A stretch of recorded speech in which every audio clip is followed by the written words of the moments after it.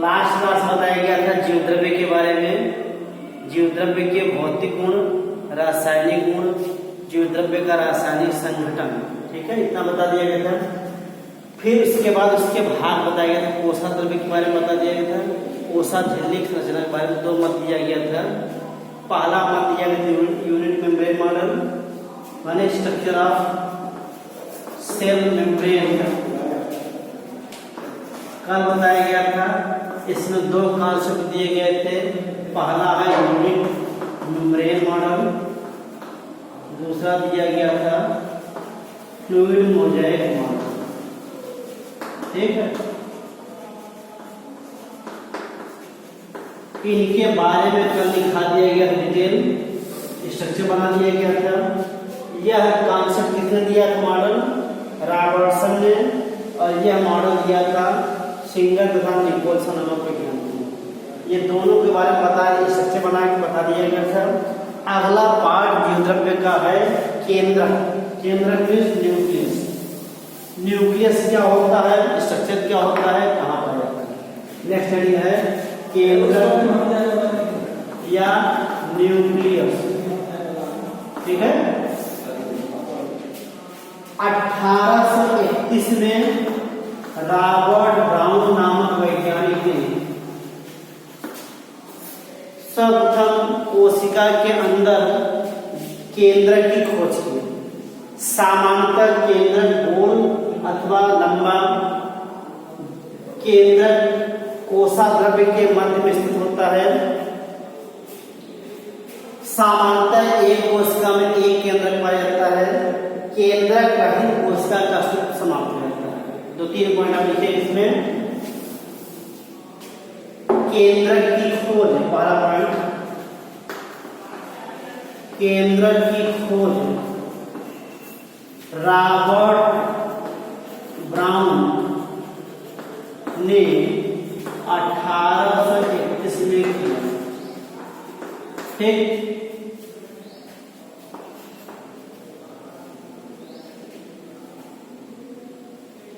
Bowl या केंद्रक प्रत्येक कोशिका के मध्य में धंसे हुए पाए जाते हैं।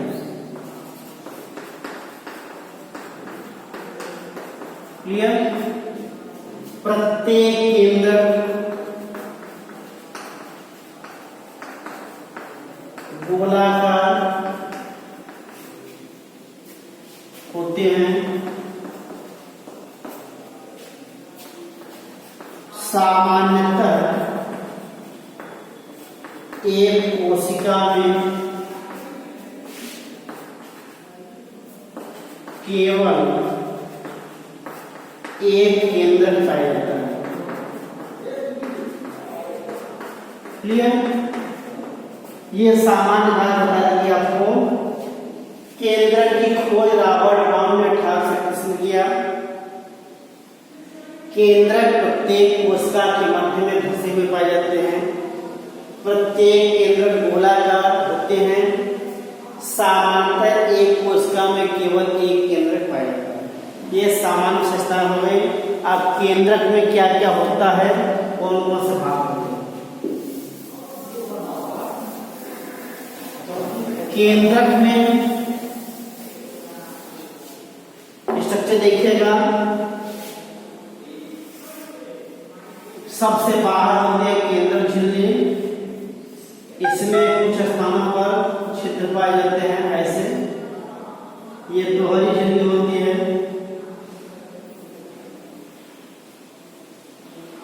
इसके अंदर भरा होता जीवद्रव्य जिसे कहते हैं केंद्रक द्रव्य। ठीक है, इसी के मध्य में आप देखेंगे ऐसे क्या होता है, केंद्रिका। केंद्रिका झिल्ली रहित होती है और इसी में ऐसे कुंडली धावक बनाए गए हैं जिसे कहते हैं क्रोमैटिन। इनकी वाह्य लगे होते हैं एंडोप्लाज्मिक रेटिकुलम ऐसे जुड़े होते हैं। ठीक है,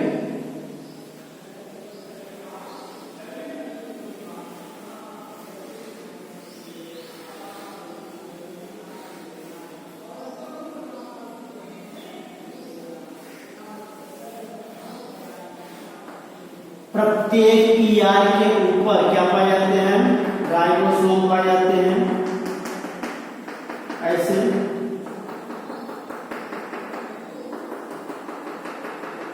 वास्तव में होती क्या है? ईआर। सबसे बाहर मिलेगा आपको ईआर हो गया, ये है न्यूक्लियर मेम्ब्रेन। ठीक, अंदर जाएंगे न्यूक्लियोप्लाज्म पाया जाता है, ये न्यूक्लियोलस है, और ये क्या है? क्रोमैटिन थ्रेड्स माने क्रोमैटिन धागे।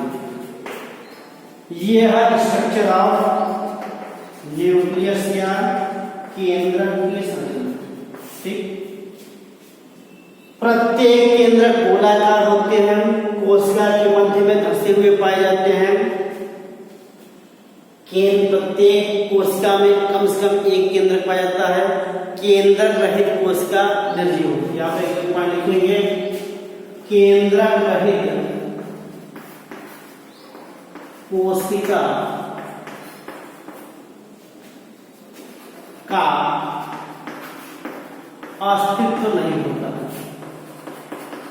ठीक है, माने यदि कोशिका सजीव होगी उसमें तभी केंद्रक होगा, तभी सजीव माना जाता है। यदि केंद्रक एब्सेंट हो जाता है, अनुपस्थित हो जाता है, तो कोशिका का अस्तित्व समाप्त हो जाता है। माने केंद्र रहित कोशिका अस्तित्वहीन होता है। क्लियर? अब यहां देखें केंद्रक के भाग। केंद्रक में 4 भाग होते हैं। पहला है केंद्रक झिल्ली, दूसरा है केंद्रक द्रव्य, तीसरा है केंद्रिका, और चौथा है क्रोमैटिन भाग। ये 4 भाग से मिलकर केंद्रक बना। ठीक है, अब इनका अलग अलग शब्द सेल केंद्रक झिल्ली माने न्यूक्लियर मेम्ब्रेन, न्यूक्लियोप्लाज्म, केंद्रिका माने न्यूक्लियोलस, और क्रोमैटिन। ये 4 पार्ट मिलकर के केंद्रक का निर्माण करते हैं। पहला है डाल लीजिएगा केंद्रक झिल्ली।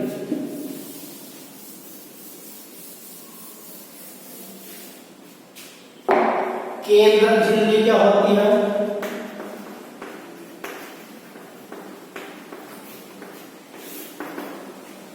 केंद्रक द्रव्य बाहर की ओर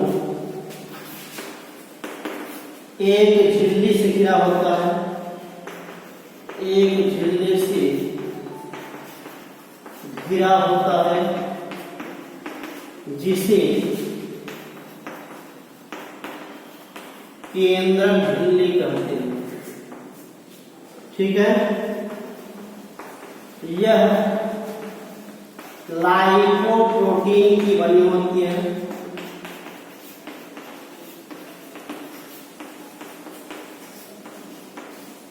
ठीक है, यह 2 झिल्ली या दोहरी परत की बनी होती है।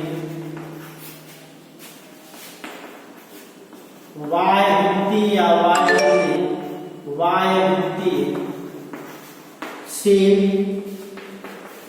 एंडोप्लाज्मिक रेटिकुलम जुड़ा होता है। ठीक, जिस पर राइबोसोम पाए जाते हैं। यह हो गया केंद्रक झिल्ली के बारे में। अगला क्या है? केंद्रक द्रव्य क्या होता है? अंदर डालिए केंद्रक द्रव्य। ठीक, केंद्रक के अंदर पाया जाने वाला जीव द्रव्य कहलाता है केंद्रक द्रव्य। लिखिए आप केंद्रक के अंदर उपस्थित जीव द्रव्य को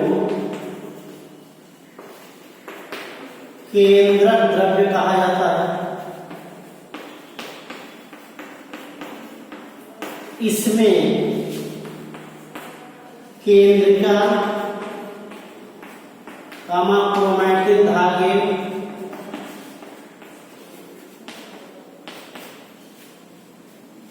पाए जाते हैं। केंद्रक द्रव्य में निम्नलिखित पदार्थ पाए जाते हैं। निम्नलिखित पदार्थ पाए जाते हैं।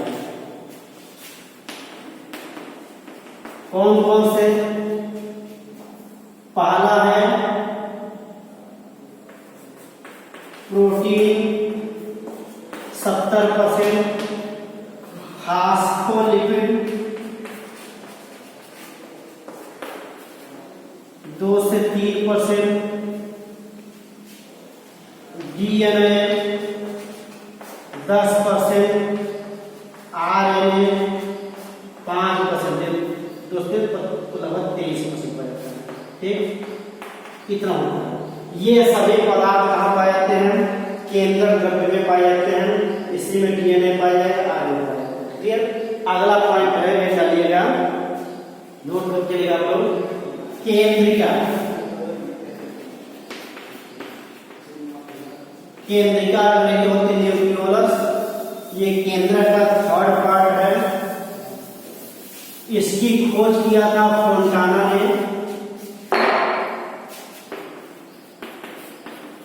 केंद्रिका की खोज फोंटाना नामक वैज्ञानिक ने किया। यह झिल्ली रहित संरचना होती है। इसमें आरएनए का निर्माण होता है। ठीक है, ये है आपका केंद्रिका। चौथा पार्ट केंद्रक का है, जिसका नाम है क्रोमैटिन धागे। क्रोमैटिन धागे क्या होते हैं? ये चित्र देखिए, ये क्रोमैटिन धागे फैले हुए पाए जाते हैं। चौथा पार्ट है क्रोमैटिन धागे। ये केंद्रक द्रव्य में कुंडलित अवस्था में पाए जाते हैं। ये हिस्टोन प्रोटीन के बने होते हैं।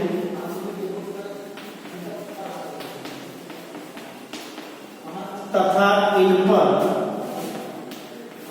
डीएनए पाए जाते हैं।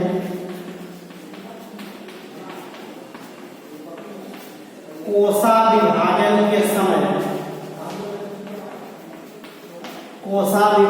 के समय ये छोटे मोटे तथा अकुंडलित हो जाते हैं।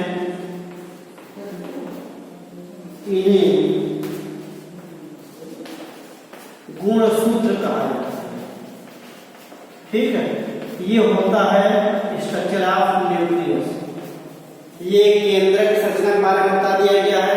केंद्रक क्या होता है? इनकी ध्यान दीजिएगा। केंद्रक कोशिका में सभी जैविक क्रियाओं का नियंत्रण का संचालन करता है। ठीक है, ये हो गया अबाउट न्यूक्लियस। फिर अगला पार्ट है न्यूक्लियस बाद।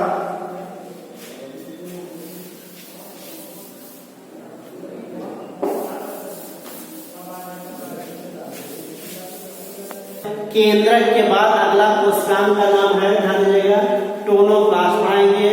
ये चैप्टर में केंद्रक हो गया, जीवद्रव्य हो गया, सभी कोशिकांग के बारे में पढ़ा दिया गया है।